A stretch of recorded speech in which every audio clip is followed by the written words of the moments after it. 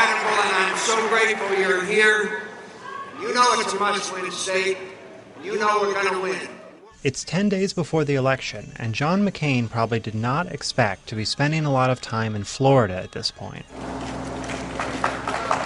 Mr. McCain started strong in the state, which went for George W. Bush by 5 points in 2004. Barack Obama did not campaign here before the Florida primary because of the state's decision to leapfrog ahead of others in the primary calendar, while John McCain spent a lot of time in the state. Mr. Obama's first event here in 2008, a May rally in Tampa, came as he was on the cusp of gaining the Democratic nomination, but his prospects in Florida at the time were uncertain. Today things have changed. Mr. McCain's position was seen as strong because both Hispanic and Jewish voters largely supported Senator Clinton and initially were wary of Mr. Obama. What's new is that recent polls show that Mr. Obama is doing better than expected. We have gone through a metamorphosis. We were strong Hillary Clinton supporters. We questioned Obama only on the measure of his qualifications, his experience. He has matured in these weeks. It took me a while to get used to the idea. It did take me a while, but I always knew that I was going to vote for Obama, even when I was hurt about Hillary. The state is now very much a toss-up. Mr. Obama has done it with persistence and deep pockets, while the McCain camp's initial overconfidence has let it slip into contention. Hey!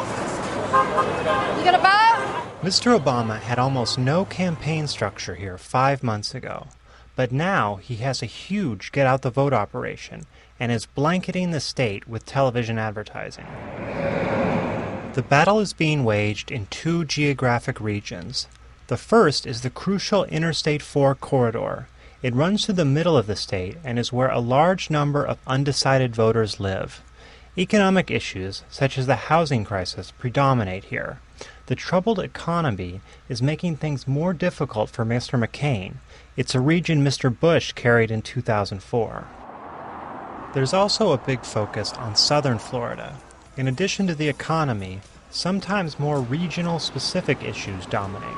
I won't meet unconditionally with the Castro brothers while they... The pitch is to these crucial Hispanic and Jewish voters. John McCain will fight for Jose El Plumero. The candidates and their surrogates are all over the region. Compare Israel's position today to what it was in 2001. The Obama campaign sent former Middle East envoy Dennis Ross to talk about Israel. David, And the McCain camp sent Florida's Cuban-born senator, Mel Martinez, into Little Havana. The most effective surrogate may be Hillary Clinton herself. She defeated Mr. Obama here soundly and was criticizing him very late in the primary process.